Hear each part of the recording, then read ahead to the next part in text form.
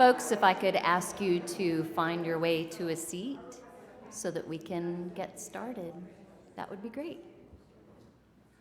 Thank you.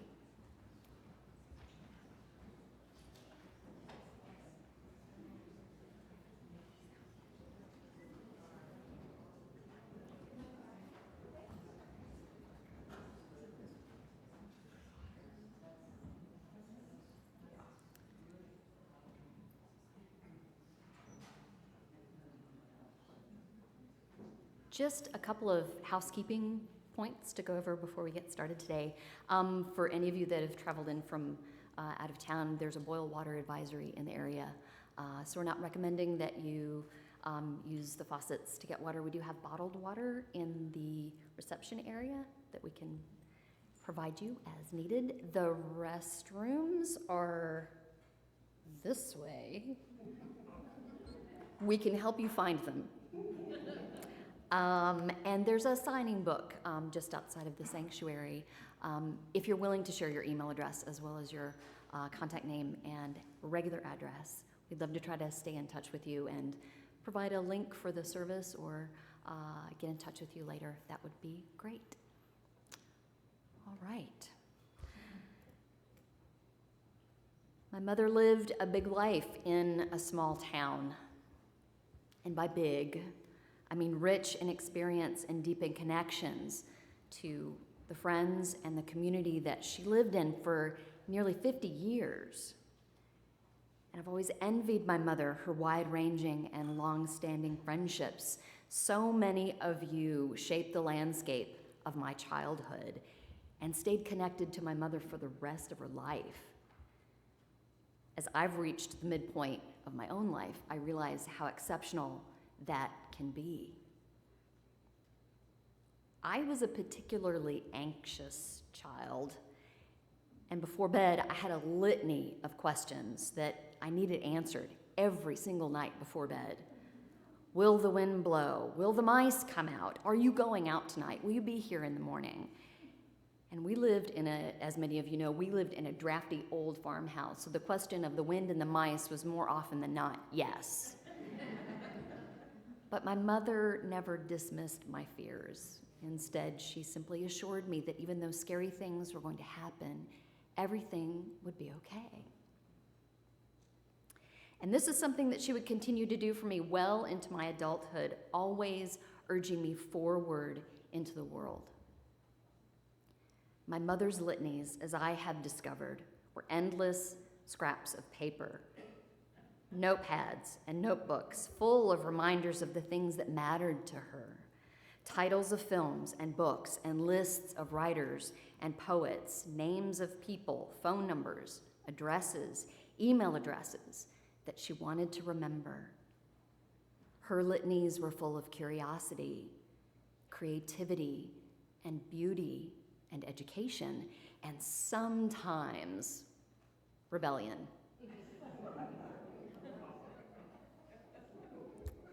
All of the things and the people that she wanted to know more about.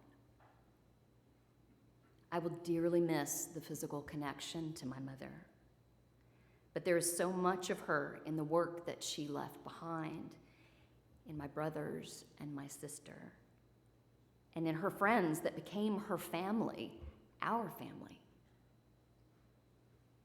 Thank you all for being such a large part of my mother's life. I'd like to invite my brother Tom to speak.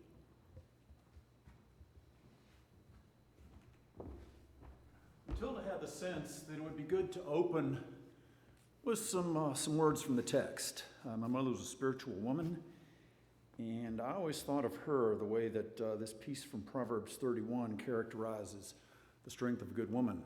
I'm sure you'll agree that you saw these qualities in her. Who can find a virtuous woman, for her price is far above rubies? The heart of her husband doth safely trust in her, so that he shall have no need of spoil. She works willingly with her hands, she strengthens her arms. She's like the merchant's ships, she brings her food from afar.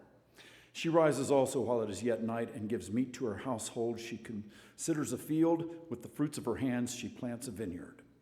She perceives that her merchandise is good, her candle goes not out by night. She stretches out her hand to the poor. She reaches forth her hands to the needy.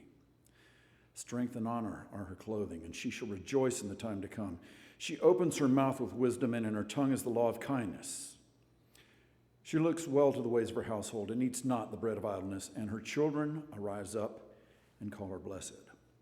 I've read that for each of my female forebears when they passed, and I read that now for her. In the same spirit, there was a piece of paper on her desk. You can tell it was on her mind because it was prominently displayed, and Paris suggested that I might consider the import of what that meant. It was a prayer from her mother's Episcopal Daybook, which I now own, that was given at Thanksgiving back in Old Town House in Newtown in November of 1999, but it speaks volumes to the sentiments of the day and the meanings in our heart. Preserve us, O Lord, from that shallow spirituality and pietism in which we pray to you to end all wars, for we know that you've created us in a way that enables us to find a path to peace within ourselves and with our neighbors. In the same way, we cannot merely pray to you for the end of world starvation, for you've given us a planet full of resources which could feed all peoples if only we could manage and distribute them wisely. So too, we cannot simply pray to you, O Lord, for an end to prejudice, for you have granted to each of us the vision to see the good in every individual, if only we cared enough to look. We dare not presume to ask that you put an end to despair, for you have commissioned us to clear away slums and stamp out poverty, if only we dared enough to try. And how can we merely pray to you to cure the disease? For you've revealed to us all the secrets of life, health, cures, and healings, if only we wanted to help rather than profit from the infirmities of others. Therefore, O God, we pray to you not for answers, solutions, and wonders. Instead, we ask only for continued strength, determination, and commitment, so that we may do, rather than merely pray, become, instead of merely wishing. These are the sentiments of my mother and her mother before me. Thank you. That's fine. Thank you. Where's mine? I don't know. I can call your. I'd like to invite my brother Carl.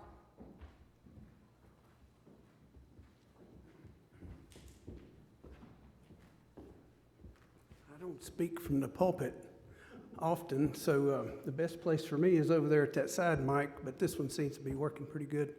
So I speak to you today about my education mom. So I know she was an education mother because of the results in her children.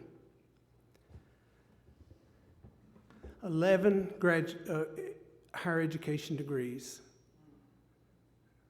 6 graduate degrees. We'll get to another part of that later. She herself earned a master's degree when she was a grandmother. So education was a big part from that standpoint, but as a child, she made everything educational. Oh, look at that. Isn't that interesting?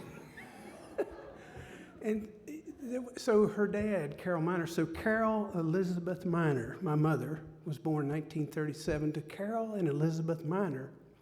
And her daddy but her mother was in the background, Elizabeth, and probably more powerful than we give her credit for, Carol and Mary and Pat. In fact, when she would raise her voice, Grandpa would get caught up short, but he would say to those who would question orders or direction, "I don't want any conversation." She never did that. She would always entertain conversation, and she raised children, Paris, to say why. And Grandpa didn't want any part of that, Joseph. I don't want any conversation, just do it. But we want to know why, and so we were in the education mode, as she put us in, to learn why. Dave McCommon married my mother after she lost her first husband, my father, Tom Stafford. She went back to Florida and commenced to finish bringing us through elementary school. None of us got snake bit in Florida. Not one of us. Not one. And not in Virginia either that I know of. I don't even know of any broken bones. Anybody break an arm or finger? I think I broke a finger defending my sister, but whatever. Literally. The guy moved his head and I hit the floor. It was whatever. So an education mom was always looking for a chance to teach us something. And so in Florida, we were learning about what was in the outdoors. She had us harvesting blueberries and plums and elderberries and I don't know what else. But we were going to do something with it. So this was the beginning of putting us to work too. And so through work, learning by doing, which is what I do in agriculture, through work you learned, and you didn't even know you were in school. You didn't know you were under the education mom, because she gave you experiences and she let you take a shot at it. And you couldn't do it, and she'd say, well, have you tried this? And we come to Virginia. So she and Dave McCommon bought land, and it gave us a place to finish our upbringing as teenagers. We all graduated Floyd High School. You should have seen us line up for the bus. We were the first stop in the morning, and the bus would go down, and then we'd say, the bus is going down, so we got about 5 minutes to get ready. So we'd line up to get on the bus, 5 of us. 3 were in the Culpeper, the Floyd County High School band at that time. Bob Elwinger deserves a mention here. So the education for us had a huge connection to music. So as children, there was percussion, and there was rhythm instrument. There were rhythm instruments, maracas, a tambourine, kazoos. So you could pick one up and just, before you know it, you could do it. So that begins a musical education. The Brazilians have got it figured out. They've got every kid playing some kind of string instrument, right? She had it figured out, but maybe she didn't intentionally know, but she herself, a musician beyond compare. And I don't know that any of us have written music like she did, and so we'll hear more about that. But our education was fundamentally anchored in music. And 3 of us were in the band. Now, let me go more towards that. But Matilda was a state champion soprano, alto. Where are you, Matilda? Right behind you. I'm stepping. I say that to explain the educational accomplishment, but more than that. So Tom, my oldest brother, he doesn't know this is coming, but he knows about it. And it has to do with Floyd County picking people that are important. So their state champion football coach is important. But my brother was equally important. He was inducted into their Ring of Honor at the same time as the state champion high school football coach was. Now, he was inducted because of what he did in high school. His letter jacket had more metal on it than any of the athletes, and he was an athlete, and he ran with state champion runners. But he was not a state champion. He made me sick to watch him run that 2-mile.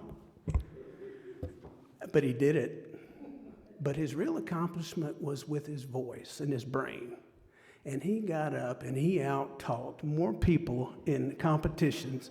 And the interesting part is that my daughter did the same thing in high school. State champion, speaker, duo it was, Caitlin. So I didn't learn those skills until some 20, 30 years into my career. And my daughter got it by the time she was 18. And Tom, so did you.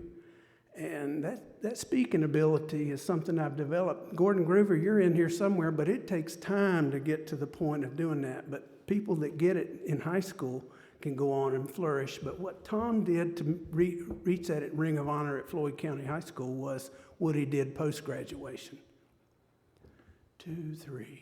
So he had 3 of those graduate degrees and 1 of the undergraduate degrees. And that and his accomplishments in higher education, I think, put him in that Ring of Honor to compete with that state champion football coach. So I say that because it's most descriptive and illustrative of what happened with my mother's children. And now the grandchildren have gone on to do the same. They're all graduates of higher education. So it's expected. And that's how it was done. You know, you were going to college. And I finish up by describing that she found this little school that 4 of the 5 of us went to. And she said, yeah, that's where you should go. And I'm betting none of us but applied to that little school. That was the only place I applied. And I'm thinking the rest of them applied only there too. But so she found it. She made it an option for us, an opportunity for us. We took advantage of it, and it went on to do better. So an education mom put everything that we experienced into an opportunity to learn, and there was none of this, I don't want any conversation. So thank you for listening.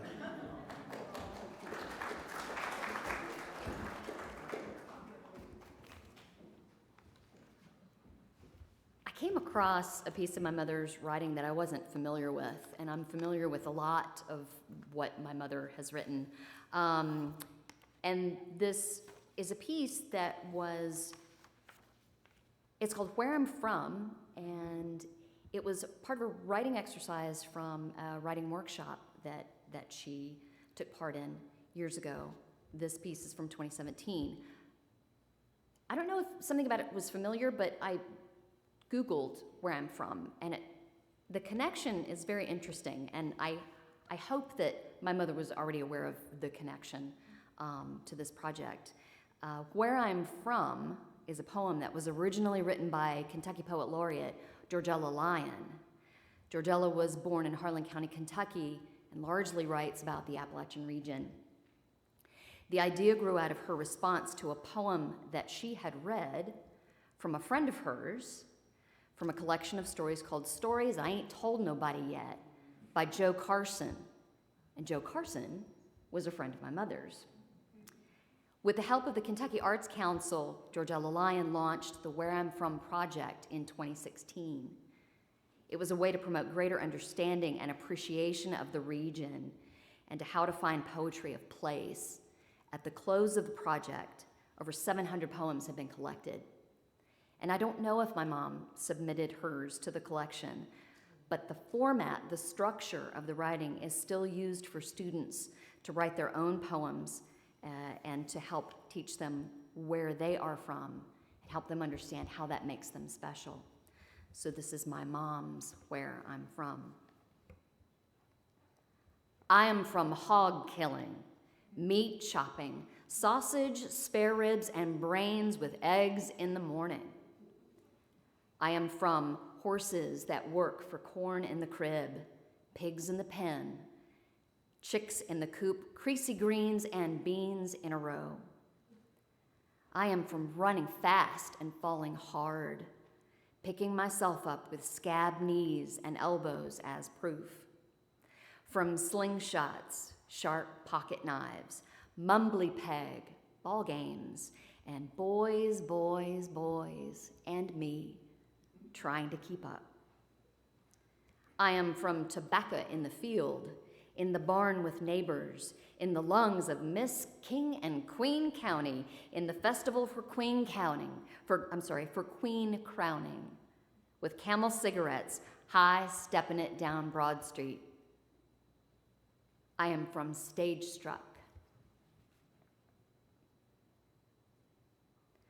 from love struck, from all the babies I can count on one hand, and the passing of all that. I am from damp tidewater air, glorious sunrises, bounty of air and water, old British influence in place names, architecture, and the persistence in the remnants of slavery. I am from sexy people and their reckless behavior, unexpected unions, suicidal cousins, dyed-in-the-wool Democrats, and Southern foot-washing Baptists.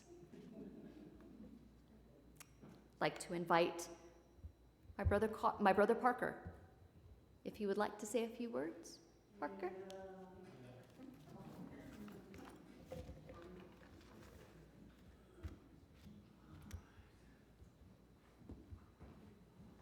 No, I didn't write it down, so I'm just going to have to be extemporaneous.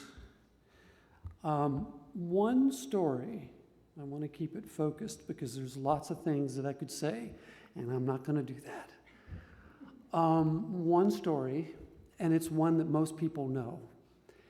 Most people know that my mother was involved in a punching up to Appalachian Power Company in the early 70s to keep them from being able to run roughshod over folks in Independence, Virginia, Southwest Virginia.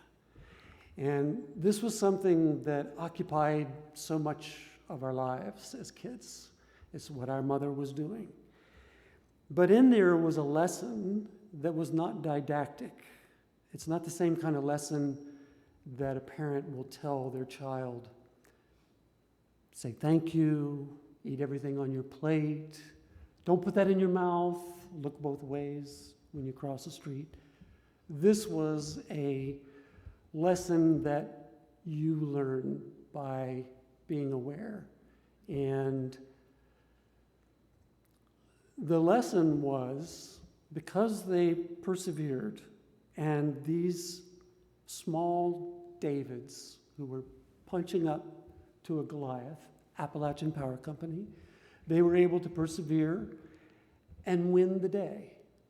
And that was in the early 70s, 73, 74.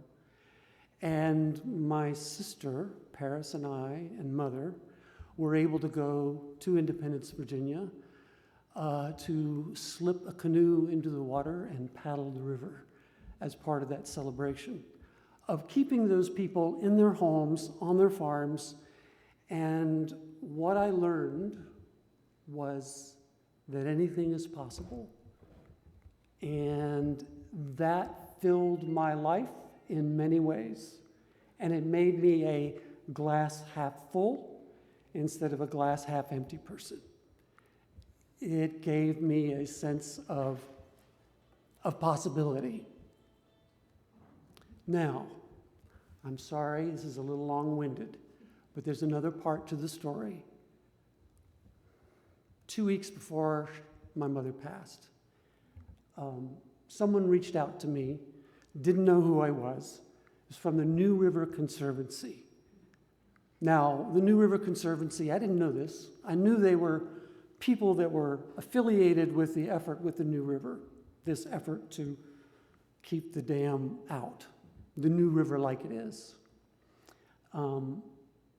But someone reached out to me to ask me to make some glass pieces for a volunteer award ceremony that they were having.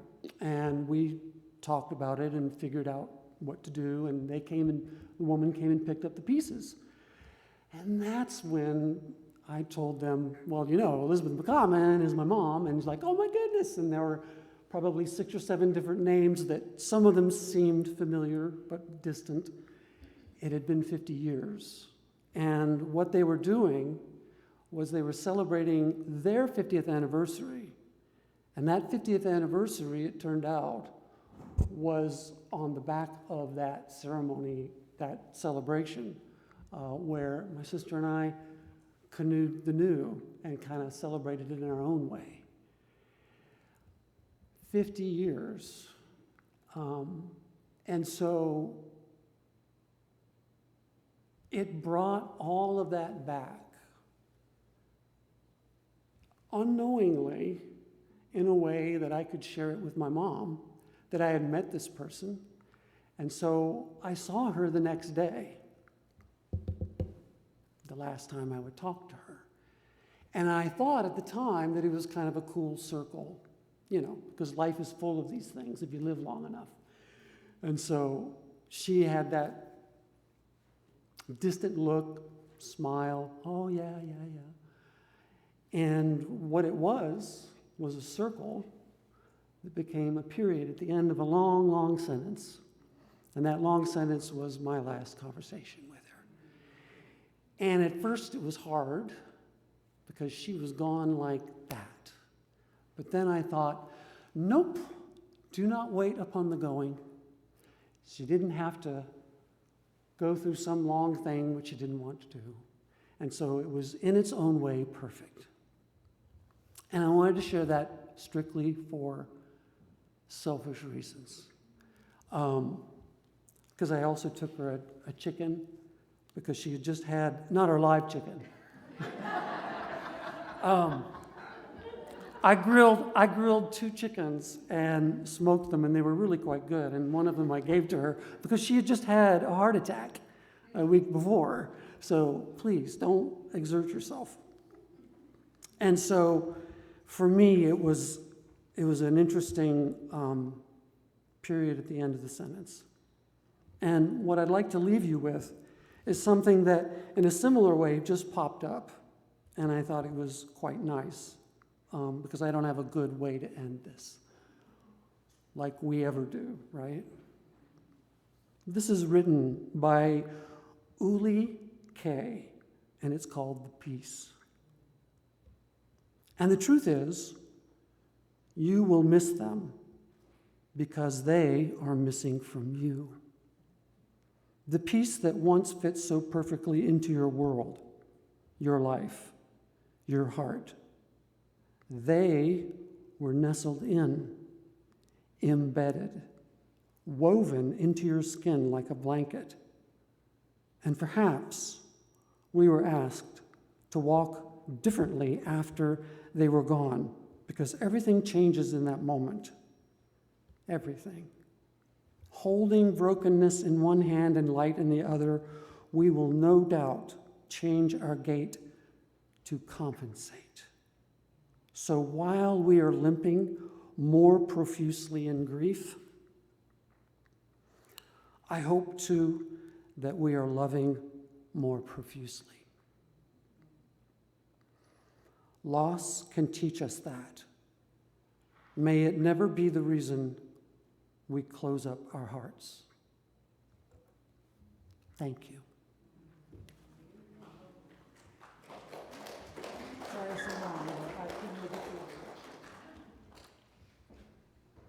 A few of my mother's friends have very kindly agreed to share writing of theirs and of others.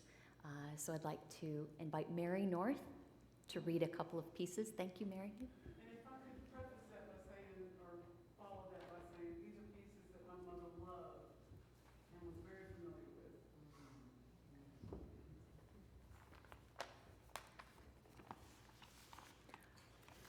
Good afternoon. Hi, Joni. This is a short piece I wrote, and Elizabeth liked it an awful lot. So I got a canvas bag and in indelible ink wrote the poem on the bag so she would have it with her. Gravity's Garden. We are abandoned here on this earth, left to fall irreparably in love with gravity's garden, trying our lives to persuade a different ending or some other sense of time, while our souls swagger towards eternity, leaving ghosts or trails of us behind. This next poem is by a poet that Elizabeth loved, and we were able to see him. He came to Floyd. I think most of you maybe have heard this poem. Wendell Berry's The Peace of Wild Things. When despair for the world grows in me, and I wake in the night in the least sound, in fear of what my life and my children's lives may be, I go and lie down where the wood drake rests in his beauty on the water, and the great heron feeds. I come into the peace of wild things who do not tax their lives with forethought of grief. I come into the presence of still water, and I feel above me the day-blind stars waiting with their light. For a time, I rest in the grace of the world and am free. Robert Smith would like to read something.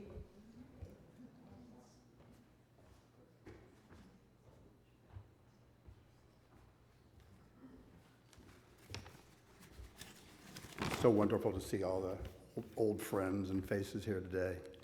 And this is a piece by Alan Lightman, It's from a book called Mr. G. After a half a century of shared life and love, where did you go, my friend, my darling? When the moment of material undoing comes, we creatures of moment and matter simply cannot fathom something as exquisite as the universe of thought and feeling inside us can vanish into nothingness. Every atom belonging to me as good belongs to you, Walt Whitman says. How many atoms are there? How many atoms are there? 3 octillion, 147 septillion, 740 sextillion, 103 quintillion, 498 quadrillion, 276 trillion, 498 billion, 750 million, 8,300 atoms in her body. In cremation, her water evaporated, her carbon and nitrogen combined with oxygen to make CO2 and nitrogen oxide, which floated skyward and migrated with the air. Most of her calcium and phosphorus baked into a brown residue and scattered in the earth and in the wind. In 60 days' time, her atoms can be found in every handful of air on this planet. In 100 days, the vaporous water has condensed into liquid and returned as rain to be drunk and ingested by animals and plants. Pregnant women ate animals and plants made of her atoms. A year later, babies contained some of her atoms. Several years after her death, millions of children contained some of her atoms. And their children would contain her atoms as well. Their minds contain her mind. And her individual atoms cycled through her body and then cycled through generations and generations of living creatures and minds, will repeat and connect and make a whole. Although without memory, they make a memory. Although impermanent, they make permanence. Although scattered, they make a totality. We will have that brief glimpse of the void just at the moment we pass from living to dead, from animate to inanimate, from conscious to that which has no consciousness. For a moment, we will understand infinity. Thank you. Diane Goff.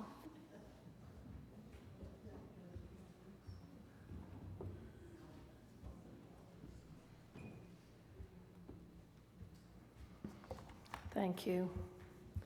It's so wonderful to look out and see all these faces that have been a part of my life and Elizabeth's. I wrote this poem for Elizabeth and also to celebrate the group of women that we have gone to the beach with in different conflagrations since the early 80s. One time we were 20 with husbands and friends and children, we were 26 at the beach. So it's called The House by the Sea. In the early morning, in the house by the sea, the wise women gathered side by side in rocking chairs. They sat on the long porch, looking out over the swell of the ocean. There was a slowness in their joints from all the babies they had carried, all the gardens they had bent over, all the times they had turned the forces of the world and time and other people in their hands, changing, mending, building, helping. They watched the sun spread its rays and shimmer on the waters. Their memories of the earth and their time upon it flowed through them like the tides. One told a story and they laughed. One told a story and there were tears. Dolphins passed and turned their faces toward them and then rolled on. Pelicans streamed low, hunting the waves, and disappeared. The women were silent. A joy was in them of the things they had been and seen, the ways they had played their parts and danced their dance. A salty breeze stirred against their faces and murmured, "Rest, daughters, rest." The earth turned, And the sun spread its golden arms toward them over the water and held them for the day. Thank you. And one of the group of women that we went to the beach with, Ann Getty, is not here, can't be here today, so she has a poem that... Our Elizabeth. Elizabeth died yesterday. Our songbird, whose song has been silent, that raging political warrior from the last century who, after it seemed too hopeless, would hush our political talk or leave the room. Elizabeth, mother of 5, widowed before 30, trying so hard, always struggling just to make it. Yet she would tilt back her head and laugh for any good fortune that came to one of us, finding joy in our bounty. Last night, sifting through 4 friendship decades, we sat before different screens, watching an old recording of Elizabeth singing on stage.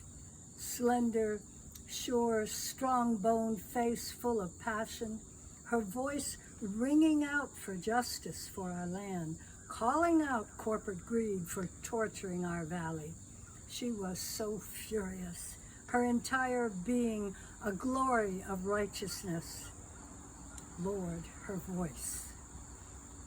Her fury was a clock winding down, her ideals a fire laying low, the road she traveled full of senseless detours, her fame a card game where the cheaters won.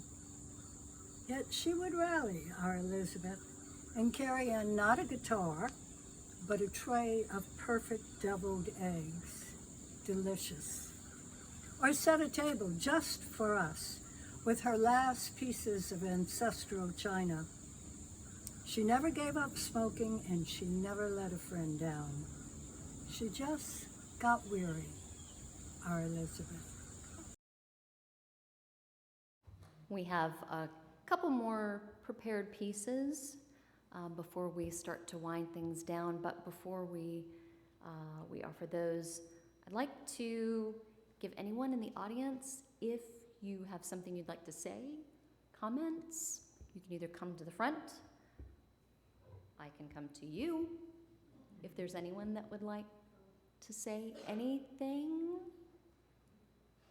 Class, yes.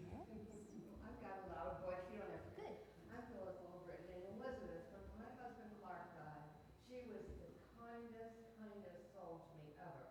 She would let me stop by anytime, and she became like a sister, and I really will never forget Elizabeth. Thank you, Phyllis. And I'm not going to put you guys on the spot at all. Yes. For training by Elizabeth McCommon. And so that was my first introduction to the New Word. And it was an amazing thing. And then you would just see her everywhere.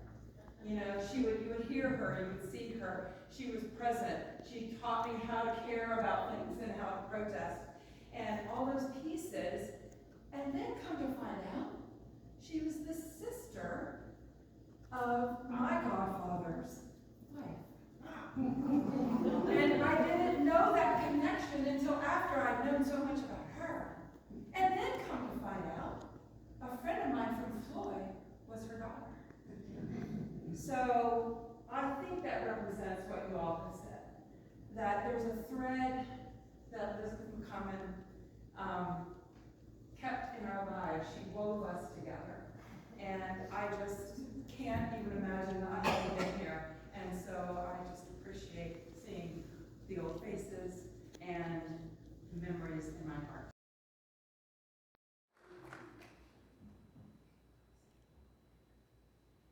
Just looking for, yes, Will Taff, all the way from Florida.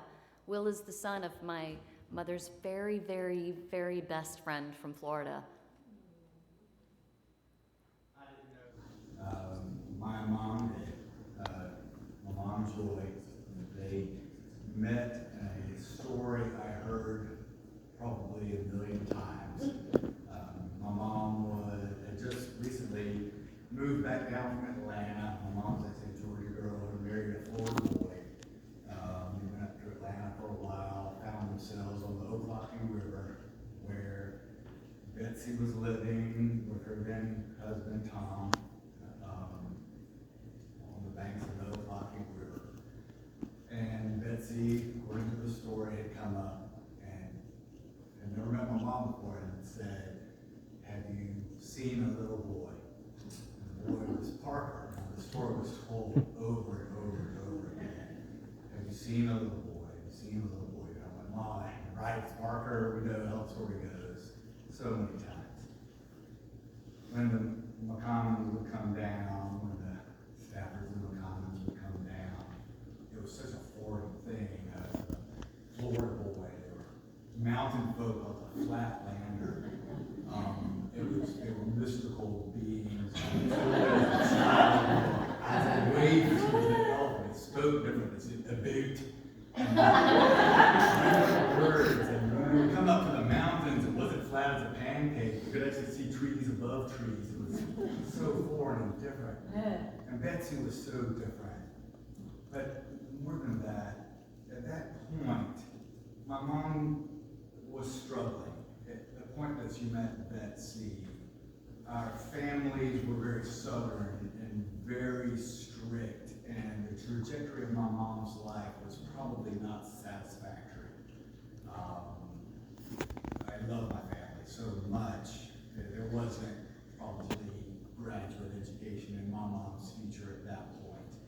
But at the point where Betsy said, "Have you seen a little boy?" my mom's life changed forever. And along with her life changing forever, my life changed forever. Along with my sisters and then my children, my wife's life, everyone's lives changed forever. So these threads that everyone speaks of. I can talk loud enough. Okay. You can hear me better with the mic? All right. Do I hear 50, 50, 49, 40? Okay. So I met Elizabeth through the Raft. I worked there for 16 years, a community crisis center that offered prevention, education, and treatment services. And we had a staff at the time of about a baker's dozen, and our staff meetings could sometimes be unruly, well, often. And one of the staff told us about this really cool mom she met out in Floyd who wrote music and sang and had a lot to say, and so she was invited to a staff meeting, and we were so impressed with her passion. Actually, we agreed with everything she had to say, and it's this beautiful, long-haired woman who had a real presence about her we wanted to keep in touch with. But we lost touch with her and didn't know that she had been in a terrible car accident. And then later on, we found her again. And by then we had a job opening, and frankly, we needed a little more maturity. I don't know if it was the best decision for it to be Elizabeth, but it was a perfect decision. And so she was invited to apply for a job, and she became a coworker. And like many people there, coworkers, volunteers, we became really good friends. And Elizabeth was one of my just most beloved friends. And along the way, I got to know her, mostly her three youngest children, Parker and Paris and Matilda. And at the time, it was like they were the nephew and nieces I didn't have. And I loved her family. I learned about Carl and Tom through her, but also she had an impact on so many people with the work she did, with creativity and passion.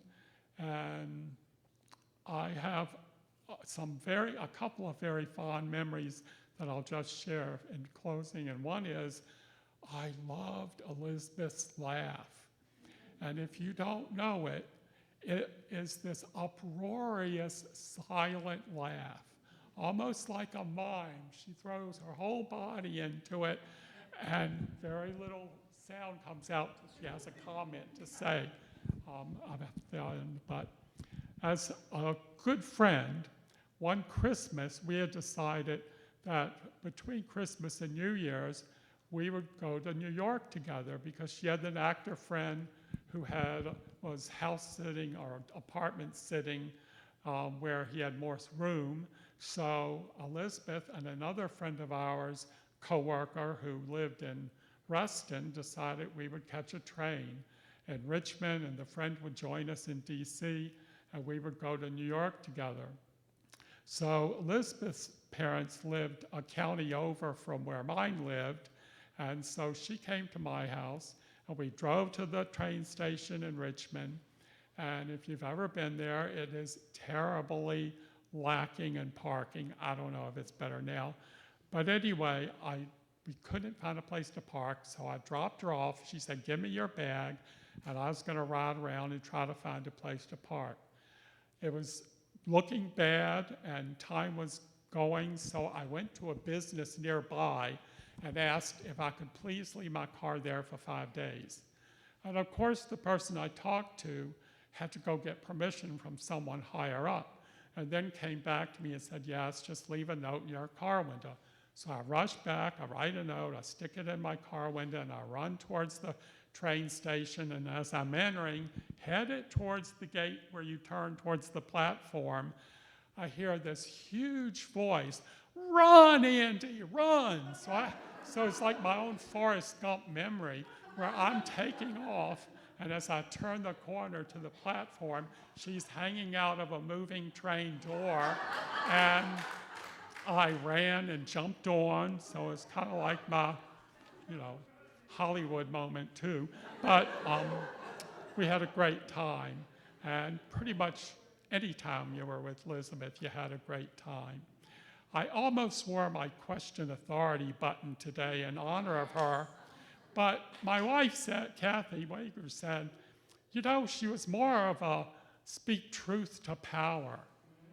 And that's a legacy of hers, along with so many, her children, her other friends, and all the great things that she was able to share with us during her life. Thank you.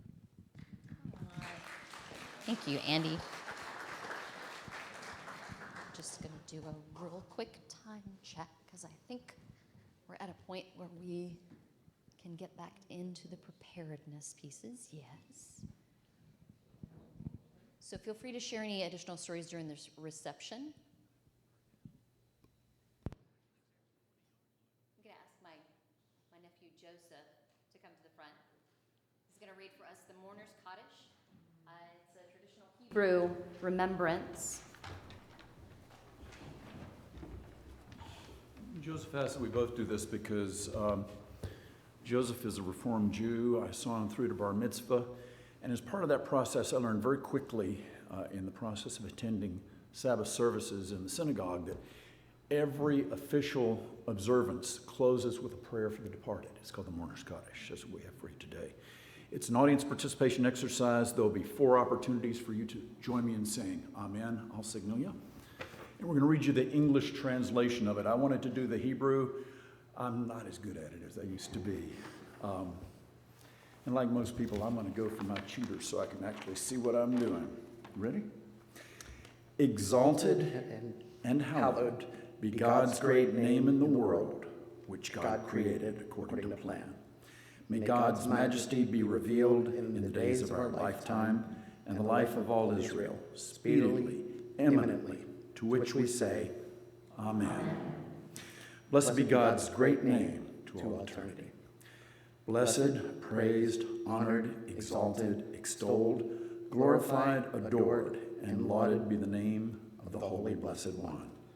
Beyond all earthly words and songs of blessing, praise, and comfort, to which we say, Amen. May there be abundant peace from heaven and life for us and all Israel, to which we say, Amen. May the one who creates harmony on high bring peace to us and all of Israel, to which we say, Amen.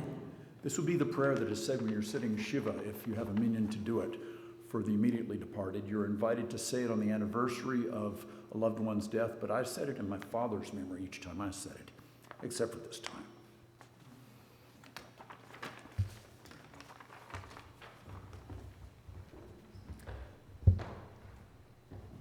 In closing down the ceremony, I'd like to invite Susan Morikawa to come forward. Susan has put together a really incredible piece as a remembrance of my mother, and I can't thank her enough. Would you like to come?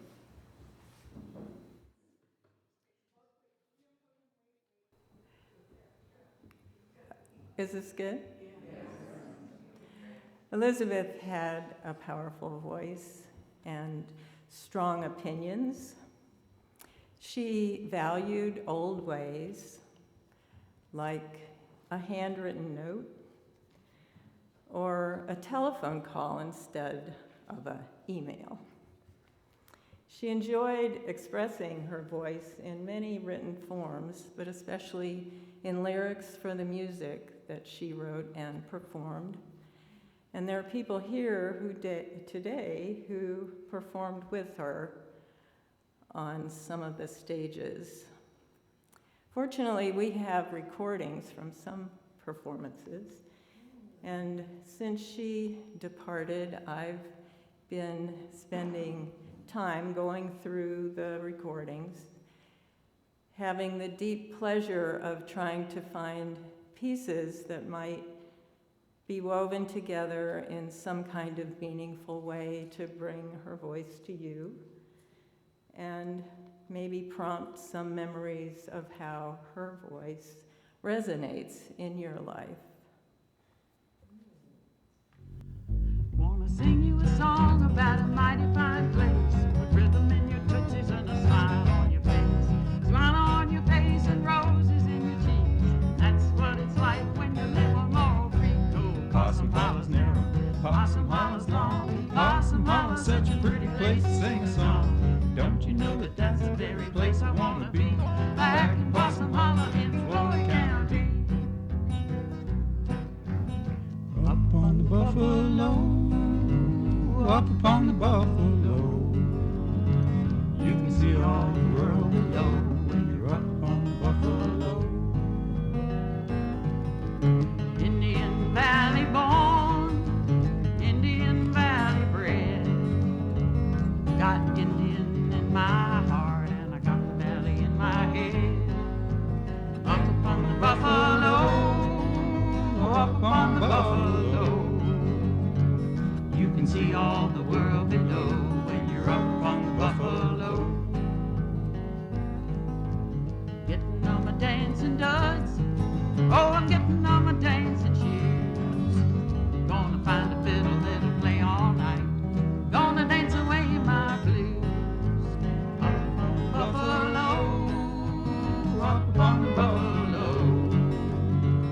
you can see all the world below when you're up on the buffalo.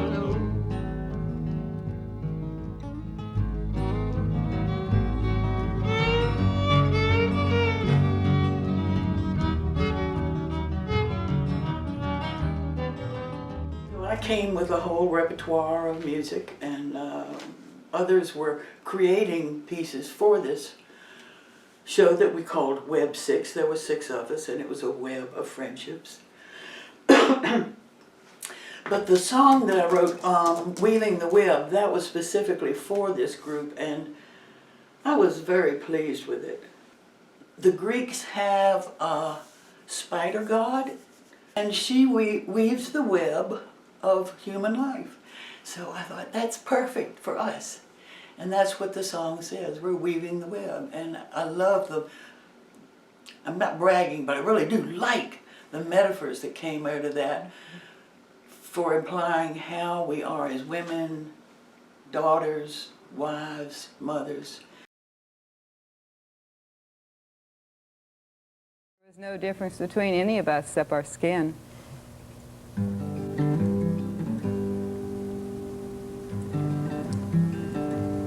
We are weaving the web.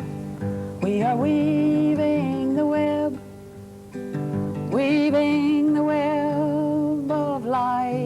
as we go. We are weaving the web. We are weaving the web. Weaving the web of life with our shuttles to and fro. Sisters, come weave the web. Sisters, come tie the warp. Come comb the flax. Come card and consort. And with laughter and cheer, we are all gathered here, gathering the threads of life, the long and the short. We are weaving the web. We are weaving the web. Weaving the web of life as we go. We are weaving the web. We are weaving the web. Weaving the web of life with our shuttles to and fro. We are tying in the silk. We are threading in the gold, bringing forth a pattern of beauty to behold. We are weaving up and down. We are weaving in and out. There will be no faltering and no loose threads of doubt. We are weaving the web. We are weaving the web. Weaving the web of life as we go. We are weaving the web. We are weaving the web. Weaving the web of life with our shuttles to and fro. And Minerva is the one who knows why we weave. She knows that the thread of life well spun will not deceive. And when the cloth is made, and when the truth is seen, we will come rejoicing, winding in the skein. We are weaving the web. We are weaving the web. Weaving the web of life as we go. We are weaving the web. Weaving the web. Weaving the web of life with our shuttles to and fro. We are weaving the web. We are weaving the web. Weaving the web of life as we go. We are weaving the web. Weaving the web. Weaving the web of life with our shuttles to and fro. I didn't really have girlfriends when I was growing up. My friends were boys, and they were happy to have me join in if I was doing what they were doing. And that meant play football, basketball, cowboys and Indians, buy your cap gun, get your holster. Yes, indeed I did. I got my cap gun just like everybody else had, but I didn't have two cap guns on each side. Many of them did, with a hat. I didn't have a hat either. My name is McCommon, and I'm here to say that it won't be long, boys, till you face the day when your country will want you, and it will call you by name and make you a part of the nuclear game. Now, nuclear war, boys, it's so easy fought. We deploy our weapons in the countries we've bought.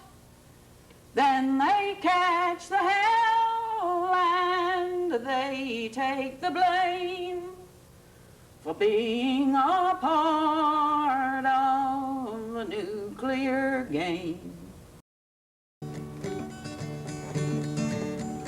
Hound dogs running on Mayday's hill. I can hear them calling, I can hear them still. Possum in the hollow gonna eat my feel. Matilda, don't you cry. Matilda, don't you cry for me. I'm gonna come back. Gonna get you, wait and see. Matilda's got a suitcase broken down. It'll get her to another far-off town, with her hair hanging long and her eyes all brown. Oh, Matilda, don't you cry. Matilda, don't you cry for me, 'cause I'm gonna come back. Gonna get you now, wait and see.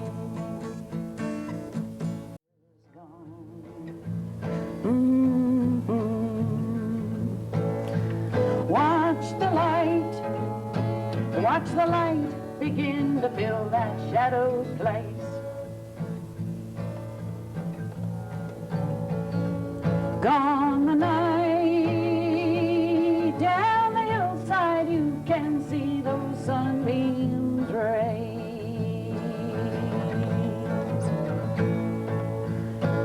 Out in the hollow, the creek runs down like liquid gold.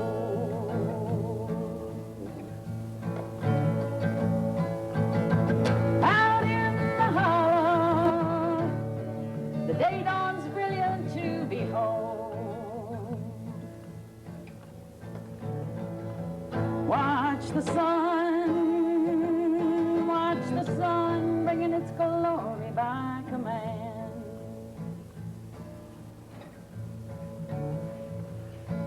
I am one, and there is more here than one can understand. I am one, and there's more here, more here, more here than one can understand.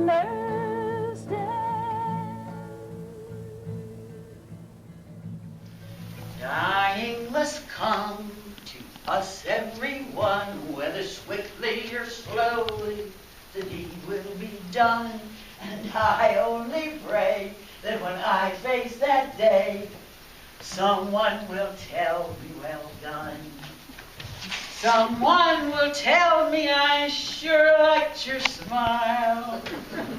Someone will shake my hand and give me a smile and tell me they're glad for the good times I had. Someone will tell me well done. July, July is the time when I cry at the color of chicory as blue as the sky. And still in my mind I can see the creek wind where life brought me down in July. Did you ever hear a song about water? Well, I guess you oughter. It's a song for future generations, heavy with recriminations. They will sing, where's the water of my youth? It was beauty, and it was truth. It would tumble and trickle and sparkle and sprinkle upon the earth. Well, future folks, they're gonna call and ask their DJ. They're gonna say, hey man, won't you please play the big hit about the old man river? Oh, whoa, the life giver. And they'll say, music man, won't you help us forget? Play it liquid, come on and play it wet. We have found no solution to all the pollution upon the earth. Don't you know the ocean was your first mother? And the rivers and the creeks, they were another. We all come from a soup primordial.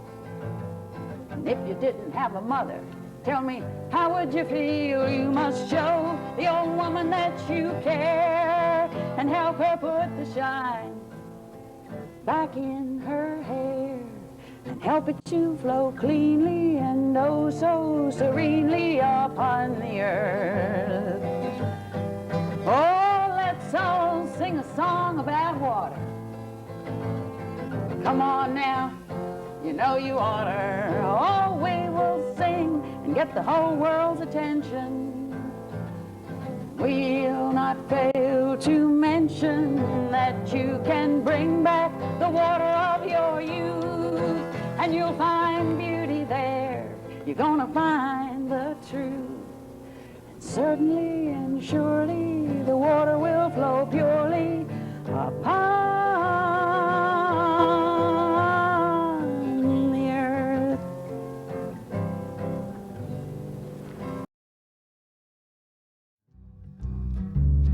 All the things that I meant to do, I know they won't get done. All the truths that I thought I knew, oh, they disappear one by one. And I wish that I could touch you, teach you, reach you, change you, make you smile. Maybe I could slow down.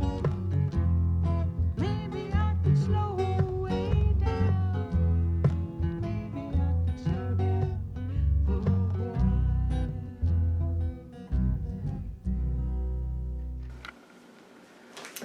Just trying to find out what mask is going to look nice for the next sequestering in our pandemic. Remember me in rhododendron time. Remember me with apple trees in June.